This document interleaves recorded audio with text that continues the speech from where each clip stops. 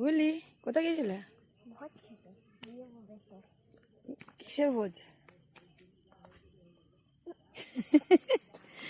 তোর ইমন দেবো না তোকে আমি। এই ড্রেসটা কে দিয়েছে?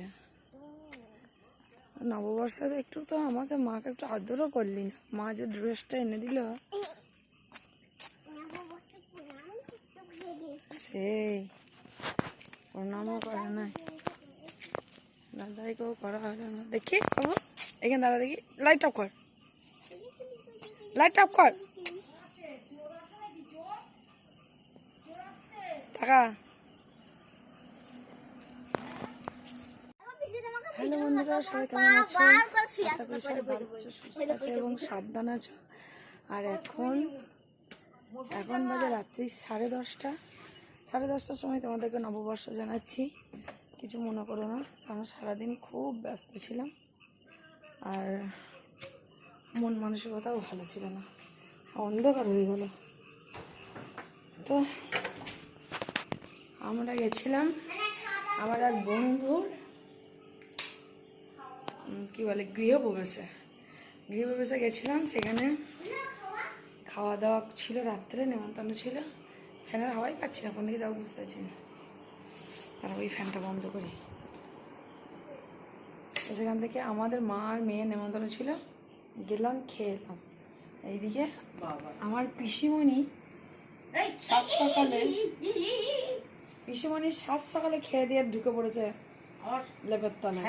ঠ্যাং দেখা যাচ্ছে, সবার ঠ্যাং আছে সবাই জানে। অনেক কিছু খাইয়েছে, ফ্রাইড রাইস, বেগুনি, কাশ্মীরি আলুর দম, ভাত, মুগ ডাল, ইঁচড়ের তরকারি, পোস্তর তরকারি, চাটনি। আমি ফ্রাইড রাইস খেয়েছি শুধু। গুলি ফ্রাইড রাইসও খেয়েছে, ভাতও খেয়েছে।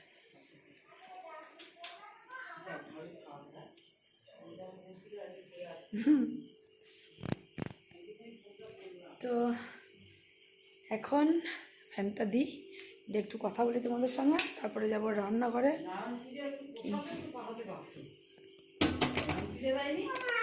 সকালে বসেছি, সকালে দিয়েছে, ওষুধ দিয়েছে তোমাকে সিন্নি একটু, ওরা খাবারের সঙ্গে দিয়েছে হয়তো, সকালে ইয়ে করেছে। তো দেখো এখন বাজে 10:30। তরকারিগুলো ভালো, আমরা বাড়ি এলাম, এত গরম। আর এই যে আমার শাড়িটা দেখছো, এটা আমার বর দিয়েছে, শুধু শাড়িটা পরে আমাকে কাঁদানোর জন্য। এখানে আমার শাশুড়ি মা আছে তো, আর বরের জন্য কিছু বললে আমার সহ্য হবে না। যত যাই করুক তবু দোষ ঘুরে ঘুরে সেই পরের বিটির। তোমাকে আমি কোনো দোষ দিই না, পরের বিটির দোষ হয়ে যায়। আমি তোমার বরেরই দোষ দিই। তোমার কোনো জায়গায় আমার কোনো আনন্দ নাই। কোথাও যাব বললে দাঁড়া বন্ধ করে, পিছিয়ে তোমার সঙ্গে আমার কথা আছে। আমি সবসময় তোমার দিকে টেনে কথা বলি।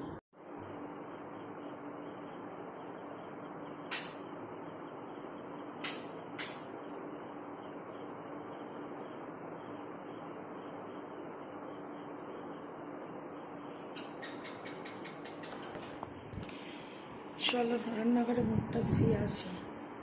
মুখটা রান্নাঘরেই থাকে ফেস ওয়াশ। সবাইকে শুভ নববর্ষের প্রীতি ও শুভেচ্ছা। এখন বাজে 12:30।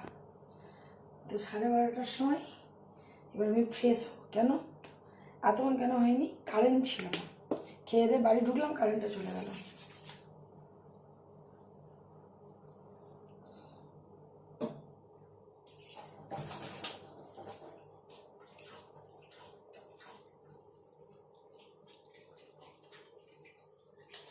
প্রচুর গরম, আজকে প্রচুর গরম।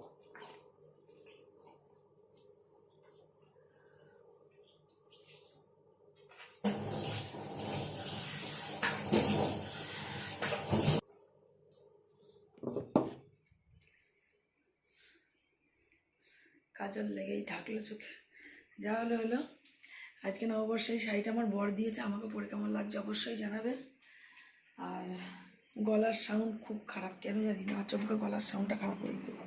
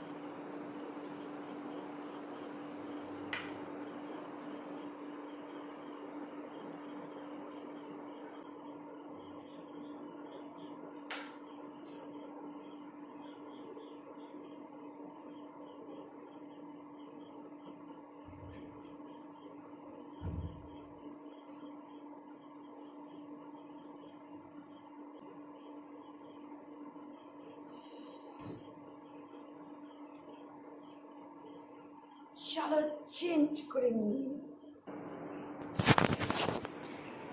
চলো হয়ে গেছে পড়া। আর ওকে একটু ময়শ্চারাইজার মাখবো, মুখটা ধুয়েছি তো। সবাই শুয়ে পড়েছে আগে আগে, ফ্যানগুলো অফ করে দিই। চুল বাঁধতে হবে। অন্ধকার কুটকুটে।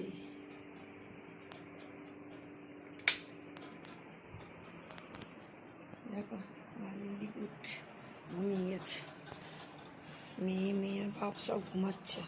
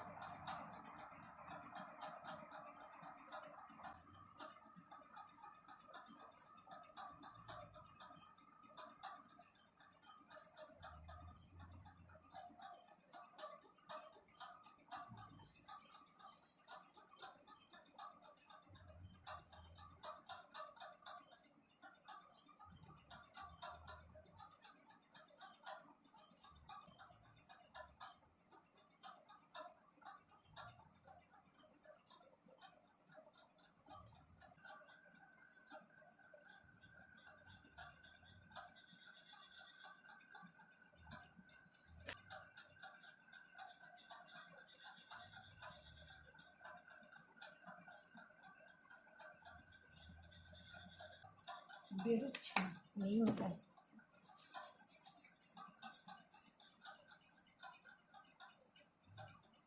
তো হয়ে গেল আমার স্কিন কেয়ার। চোখের কাজল চোখেই লেগে থাকলো, হাত তুলতে পারছি না। পরে দেখব। অনেক রাত হয়ে গেছে, 1টা বাজতে চললো, 12:30 বাজে। তো আমি এবার ঢুকে যাবো বিছানায়। আজকে ব্লগে তো সেরকম কিছুই নেই। তো চলো কালকে সকাল পর্যন্ত একটু কন্টিনিউ করা যাক। টাটা, সবাই ঘুমিয়ে পড়ো। একটা করে বেল করা শুক্লার বরকে বিশ্বজিৎ প্রতিদিন বেল 4-5টা করে পড়ে। করবো বেল?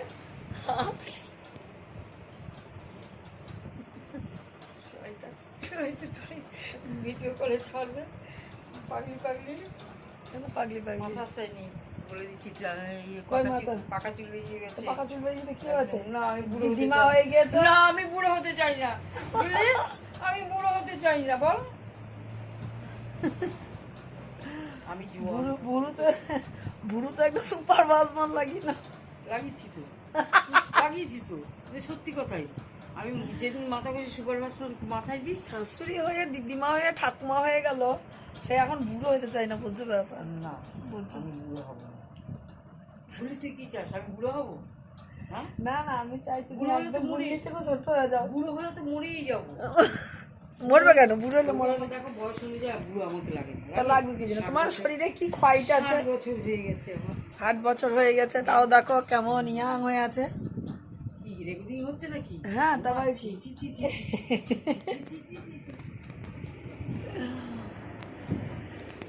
তো চলো, সকালবেলায় বলেছিলাম ব্লগটা কন্টিনিউ করবো। আচ্ছা তোমাদেরকে একটা কথা বলি, দেখো ওই যে পাটে বড় হয়েছে সেটা দেখা।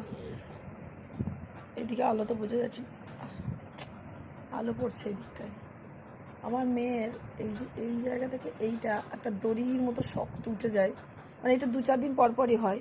আর প্রচণ্ড চুলকায়, লাল টকটকে হয়ে যায়। এখানে বোঝা যাচ্ছে না, রোদটা পড়ছে দিয়ে।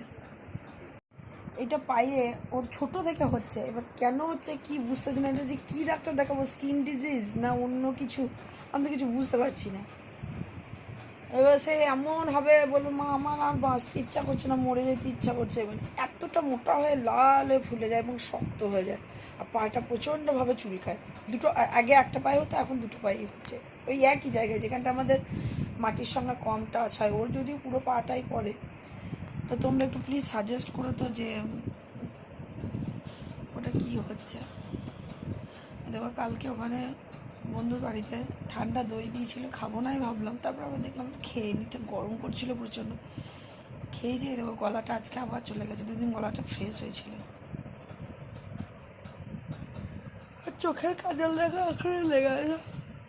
ঘরের কিছু কিছু কাজ করে এলাম, এসে আবার একটুখানি শুলাম। গরমকাল পড়ে গেছে না, গরমকালের নিয়মই হচ্ছে যে একটা কাজ করলেই ক্লান্ত লাগে, একটা কাজ করলেই ক্লান্ত লাগে, কিছু ভালো লাগছে না। তো চলো ওকে তুলে দেখি কি ডাক্তার, অভিমতি দেখাবি? মুখে ডাক্তার দেখাবো। মুখে কি হয়েছে? কয় এই মাথার মুখ আবার কোথায় পূরণ হয়েছে? এগুলো মশা খেয়েছে দিন, অনেকগুলো নাকে না, কোটা হচ্ছিলের সমস্যা, ওগুলো হয়, ঠিক হয়ে যাবে। বেশ আমি দেখাবো ডাক্তারকে। ওর নাকে সেই ছোটো ছোটো সাদা সাদা আঁচছিল হচ্ছে। চুলকাস না, ছাল উঠে যাবে। গাটা গরম লাগছে কেন রে? ঠান্ডা লাগছে? এই গরমকাল এলে যত রকম সমস্যা। পায়ে কী লাগছে যেগুলো? চুন।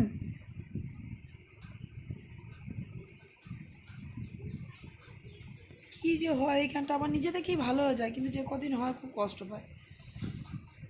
চল আজ দেখিয়ে নিয়ে আসবো। এত রোদ করে বাড়ি থেকে বেরোনো দুষ্কর। আজকে লাইব্রেরিও যাব, আর এটা দেখিয়ে নিয়ে আসবো। এইখানে হয়েছে আবার এইখানে অ্যালার্জি বেরোচ্ছে মনে হয়, বা জুতোর সঙ্গে কিছু রিয়াকশান হচ্ছে না, তো জুতো তো চেঞ্জ করা হয়। তো চলো আজকের মতো মানে এই ব্লগটা এখানেই শেষ করছি। যদি লাইব্রেরি যাওয়ার সময় ব্লগ যদি যাই, লাইব্রেরি যদি যাওয়া হয়, অনেক দিন আমি সাহিত্য সভায় যাইনি, আজকে একটু যাওয়ার ইচ্ছা আছে, যদি যেতে পারি তো অবশ্যই তোমাদের সঙ্গে তোমাদেরকে দেখাও ব্লগ করে। চলো টাটা, সবাই ভালো থেকে সুস্থ থেকো আর সাবধানে থেকো।